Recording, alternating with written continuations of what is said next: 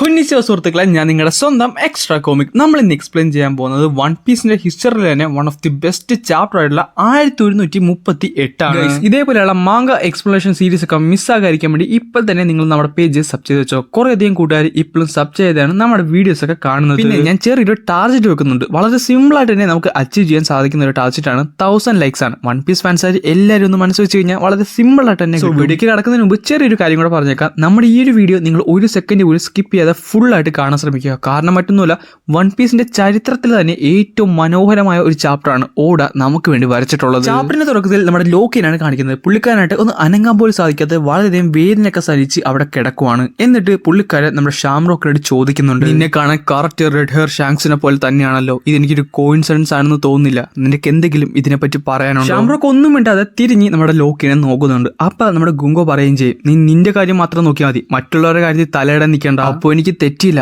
ഒരാളാകട്ടെ ഒരു celestial dragon, മറ്റൊരാളോ ഒരു great പൈലറ്റും, രണ്ടുപേരും പോളാർ ഓപ്പോസിറ്റ്. ഞാൻ ക്യൂരിയസ് ആയില്ലെങ്കിൽ അത്ഭുതമുള്ളത്. ഞാനെന്നല്ല, ആരായാലും ഒന്ന് ആലോചിച്ചു പോകും. കാരണം അത്രയും സിമിലാരിറ്റീസ് നിങ്ങളുടെ ഫേസിലുണ്ട്. ഈ പറഞ്ഞ ആ ഒരു പൈലറ്റില്ലേ, അവൻ എന്റെ ട്വിൻ ബ്രദർ ആണ്, എന്റെ ഇളയ സഹോദരൻ. പക്ഷെ അവൻ ഞങ്ങളുടെ കൂടെയല്ല. ഒരു സമയത്ത് അവൻ ഹോളി ലാൻഡിലേക്ക് തിരിച്ചു വന്നിരുന്നു. പക്ഷെ ഈ നശിച്ച ലോകവുമായി അവന്റെ ബന്ധങ്ങൾ ആ സമയത്തേക്ക് മുറുകിയിരുന്നു. അവൻ തിരിച്ചു വന്നോ, എന്ത് ഫണ്ണിയാന്ന് നോക്കണേ. ചേട്ടനെ അനിയനെ എല്ലാത്തിനെയും എനിക്ക് വെറുപ്പാണ്. നിങ്ങളുടെ കുടുംബം മുഴുവൻ ഇങ്ങനെയാണല്ലോ. നായകളെ, നീയൊക്കെ ഒന്ന് കാത്തിരുന്നോ, എന്നെ ഇവിടുന്ന് ആരെങ്കിലും തുറന്നു വിട്ടാ നിനക്കറിയല്ലോ ഞാൻ എന്നായിരിക്കും ചെയ്യാൻ പോകുന്നത്. എന്റെ കൂടെയുള്ള ഓരോരുത്തർക്കും വേണ്ടി നിങ്ങൾ എല്ലാവരും ഉത്തരം പറഞ്ഞിരിക്കും. അതൊരു ത്രെറ്റ് ആണെന്ന് അപ്പൊ തന്നെ നമ്മുടെ ഷാംറോക്ക് ചോദിക്കുന്നുണ്ട്. ക്യാപ്റ്റൻ വേണ്ട, ഇവനെ പോലൊരുത്തനെ. അപ്പൊ തന്നെ നമ്മുടെ ഷാംറോക്ക് പുള്ളിക്കാരന്റെ സോഡ് എടുത്തുകൊണ്ട് പറയുന്നുണ്ട്, എനിക്കറിയാം ഇവനെ പോലൊരുത്തൻ എന്റെ കൈക്ക് വേർത്തല്ല. അത് ശരിയല്ലേ സെർബ്രസ്? പെട്ടെന്ന് ഷാംറോക്കിന്റെ ആ ഒരു സോഡിന്റെ അന്ന് 3 തലകൾ പുറത്തേക്ക് വരുന്നുണ്ട്. ലോക്കിയായിട്ട് ഇത് കണ്ട് ഞെട്ടുന്നുണ്ട്. അതായത് ഷാംറോക്കിന്റെ കയ്യിലുള്ള ആ സോഡാണ് സെർബ്രസിന്റെ മിത്തിക്കൽ സോൺ ഫ്രൂട്ട് കഴിച്ചിട്ടുള്ളത്. ലോക്കിയായിട്ട് കിടന്ന് കാണുന്നുണ്ട്, ഇതെന്ത് കുന്തു. ഷാംറോക്ക് അപ്പൊ പറയുന്നുണ്ട്, ഇതാണ്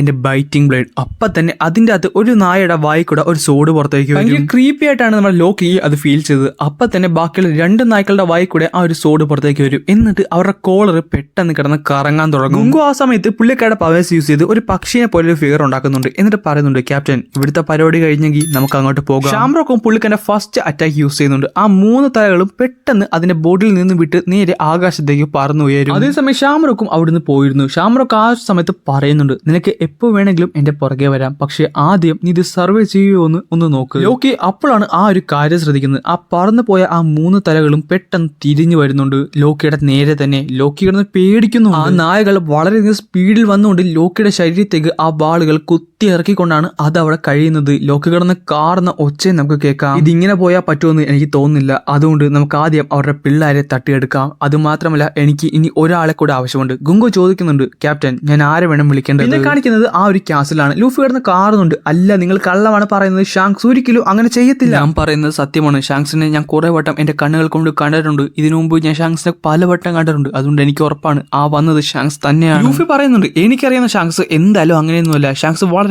കൂളുള്ള ഗായാണ്. ഇനി ഷാങ്സിനെ പോലെ നിൽക്കുന്ന വേറെ ആരെങ്കിലും ആയിക്കൂടേത്? സോറോയെ നമ്മുടെ ലൂഫിയുടെ കൂടെയാണ് നിൽക്കുന്നത്. സോറോ പറയുന്നുണ്ട്, അത് മാത്രമല്ല ഷാങ്സ് ഇപ്പോഴല്ലേ ഇവിടുന്ന് പോയത്, അവൻ പെട്ടെന്ന് തന്നെ തിരിച്ചുവിടേക്ക് വന്ന് പറഞ്ഞാൽ അത് അത്രക്ക് അങ്ങോട്ട് എന്തോ ദഹിക്കുന്നില്ല. ഇനി നിങ്ങൾ പറയണ സത്യമാണെങ്കിലും അത് ഷാങ്സ് അല്ലെന്ന് എനിക്ക് ഉറപ്പാണ്. ഷാങ്സ് എന്ന് പറയുന്നത് വളരെ കാം ആൻഡ് ലീഡ് ബാക്ക് ഉള്ള ഒരാളാണ്. അത് നിങ്ങൾ ഉദ്ദേശിക്കുന്ന പോലെയല്ല. ഉള്ള കാര്യം പറയാല്ലേ, എനിക്ക് ഷാങ്സിന് നല്ല വിശ്വാസമാണ്. ഷാങ്സിനെ കുറിച്ച് ആരെങ്കിലൊക്കെ എന്തെങ്കിലും പറഞ്ഞു കഴിഞ്ഞാൽ പിന്നെ എനിക്ക് പിടിച്ചു നിൽക്കാൻ പറ്റത്തില്ല. അങ്ങനെയാണെന്നുണ്ടെങ്കിൽ അത് ഷാങ്സിനെ പോലെ നിൽക്കുന്ന മറ്റാരെങ്കിലും ആയിക്കൂടെ, ഷാങ്സിന്റെ ബ്രദർ ആയിക്കൂടെ. ഷാങ്സിന്റെ ബ്രദർ ആണെങ്കിലും പുള്ളിക്കാരൻ പാവാകാനേ ചാൻസ് ഉള്ളൂ. പക്ഷെ സത്യം പറയാലോ, ഷാങ്സ് ഇതുവരെ പുള്ളിക്കാരന്റെ ഫാമിലിനെ പറ്റി സംസാരിച്ചിട്ടില്ല. പുള്ളിക്കാരൻ ചെറുപ്പമായിരുന്നപ്പോൾ തൊട്ട് തന്നെ പൈലറ്റ് ഷിപ്പിലാണ് ഉണ്ടായിരുന്നത്. അപ്പൊ തന്നെ ആ ഒരു പുള്ളിക്കാരൻ അവിടേക്ക് നടന്നു വരുന്നുണ്ട്. ഞാൻ ആലോചിച്ചിരുന്നത് റോജറും റെയിലിയൊക്കെ പുള്ളിക്കാരന്റെ റിയൽ ഫാമിലി ആയിരിക്കും എന്നാണ്.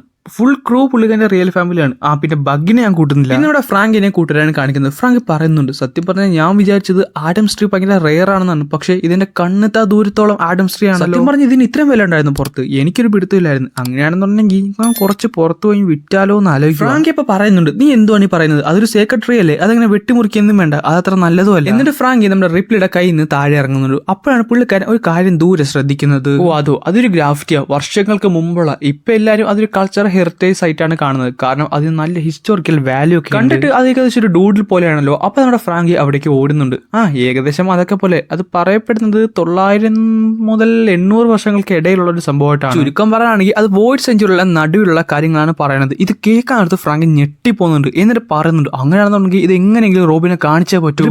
ഈ ഡ്രോയിങ്സ് കണ്ടിട്ട് എൽബഫിന്റെ തന്നെ ആണോ എന്നൊരു ഡൗട്ട്. കാരണം പലതും പല ഫിഗേഴ്സ് ആണല്ലോ. കാരണം എല്ലാം ജയൻസിനെ പോലെ ഒന്നും ഇല്ല. സത്യം പറഞ്ഞാൽ ഞങ്ങൾക്കും അറിയാൻ മേല. അതായത് കുറെ നാൾക്കൊക്കെ മുമ്പ് പല പല റേസ് ഒക്കെ ഒരുമിച്ച് വന്ന് യുദ്ധമൊക്കെ ചെയ്തിട്ടുണ്ട്. പക്ഷെ ഇത്രയും വലിയൊരു ഗ്യാതറിംഗ് ഞങ്ങൾ ഇതിനു മുമ്പ് കേട്ടിട്ടില്ല. അതുകൊണ്ട് എന്റെ മനസ്സ് പറയുന്നത് അത് ഏതൊരു കൊച്ചിന്റെ ചെറിയൊരു സ്വപ്നമാകാനാണ് ചാൻസ് വളരെ കൂടുതൽ. എന്നിട്ട് അവിടുന്ന് നമ്മുടെ സ്കൂളിലേക്കാണ് പോകുന്നത്. എൽബഫിലെ ആ ഒരു സ്കൂളിലേക്ക്. റോബിൻ, ഇതാണ് ആ ബുക്ക്. കുറേയധികം മിത്സും ലെജൻസും കുറേയധികം കാര്യങ്ങൾ ഈ ഒരു ബുക്കിലുണ്ട്. അതിന് ചെറിയ ചെറിയ വ്യത്യാസങ്ങളൊക്കെ ഉണ്ട്. എങ്കിൽ ഈ ബുക്ക് അതാണ്. ആ ഒരു വ്യത്യാസം ഉള്ളതുകൊണ്ടാണ് സൺകോണിനെ എല്ലാവരും പല പല രീതിയിൽ ഇവിടെ കാണുന്നത്. ഞാനത് വായിച്ചോട്ടെ. പിന്നെന്താ, നീ ഉറപ്പായിട്ടും വായിച്ചോ. പിന്നെ ഇത് 3 സെക്ഷൻ ആയിട്ടാണ് സ്പ്ലിറ്റ് ചെയ്തിട്ടുള്ളത്. ഈ മൂന്നാമത്തത് പ്രസന്റ് ഡേ ആയിട്ടാണ് അവർ പറയുന്നത്. അതായത് ഇതൊരു പ്രൊഫസി ആണെന്നാണ് പറയപ്പെടുന്നത്. ആ 3 കാലഘട്ടങ്ങളിലും ഒരേപോലെ ഉണ്ടായിരുന്നത് പറയുന്നത് ആ ഒരു ശബ്ദമാണ്. അത് ആ ചിരിയും പിന്നെ ആ ശബ്ദവുമാണ്. എന്നിട്ട് നമ്മുടെ സോള് കിടന്ന ഡാൻസ് കളിക്കുവാണ് നിക്കേനെ പോലെ. അങ്ങനെയാണെന്നുണ്ടെങ്കിൽ ഞാൻ ഇത് ഉറക്കെ വായിക്കാം. The first world, the earth burns in the endless flame and the heads of the men. ഇത് പറയുന്നിടത്ത് ഫ്രാങ്കി അത്ഭുതപ്പെട്ട് നോക്കിക്കൊണ്ട് നിൽക്കുവാണ്. ഫ്രാങ്കി തന്റെ കണ്ണുകൾ കൊണ്ട് കാണുന്നത് ഒരു വലിയൊരു പിക്ചറാണ്. ആ പിക്ചറിന്റെ അകത്ത്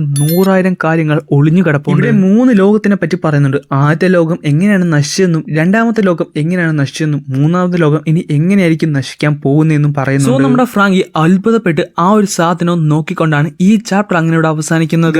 അവസാനത്തെ പാനലിന്റെ 3 സംഭവം ഞാനിവിടെ എഴുതി കൊടുത്തേക്കാം. പക്ഷെ അത് ഞാൻ ഒരിക്കലും എക്സ്പ്ലെയിൻ ചെയ്യുന്നില്ല. കാരണം അത് എക്സ്പ്ലെയിൻ ചെയ്യണമെന്നുണ്ടെങ്കിൽ നമുക്കൊരു സെപ്പറേറ്റ് വീഡിയോ തന്നെ ആവശ്യമായി. അതുമല്ല, ഇത് എക്സ്പ്ലെയിൻ ചെയ്യുന്നത് ഇതിന്റെ ഒഫീഷ്യൽ സ്കാൻസ് വന്നു കഴിഞ്ഞതിന് ശേഷമായിരിക്കും. കാരണം അതിന്റെ അകത്ത് കുറേയധികം ചെറിയ ചെറിയ മാറ്റങ്ങൾ വരും. അത് മാത്രമല്ല, ഈ ഒരു പടത്തിന്റെ അകത്ത് കുറേയധികം കാര്യങ്ങൾ ഒളിഞ്ഞു കിടപ്പുണ്ട്. എല്ലാം മനസ്സിലാക്കി, എല്ലാം എന്തൊക്കെയാണെന്ന് മനസ്സിലാക്കിയതിനു ശേഷം ഞാൻ ഈ ഒരു മാങ്ക പാനൽ മാത്രം എക്സ്പ്ലെയിൻ ചെയ്തുകൊണ്ട് ഒരു വീഡിയോ ഉടനെ തന്നെ ഇറക്കുന്നുണ്ട്. അന്ന് ഞാൻ 1ാം ലോക മഹായുദ്ധവും 2ാം ലോക മഹായുദ്ധവും എങ്ങനെയാണ് ഉണ്ടായതും അതിന്റെ കാര്യങ്ങളും വളരെ ഡീറ്റെയിൽ ആയിട്ട് പറയാം. പിന്നെ 3ാം ലോക മഹായുദ്ധം എന്തുകൊണ്ടായിരിക്കും ഉണ്ടാകാൻ പോകുന്നതെന്ന് നമുക്ക് നോക്കാം. നിങ്ങൾ ഈ കാണുന്ന പാനലിന്റെ അകത്ത് ഒളിഞ്ഞു കിടക്കുന്ന പല പല കാര്യങ്ങളും നമുക്ക് വളരെ ഡീറ്റെയിൽ ആയിട്ട് തന്നെ നോക്കാവുന്നതാണ്. So stay tune for that video.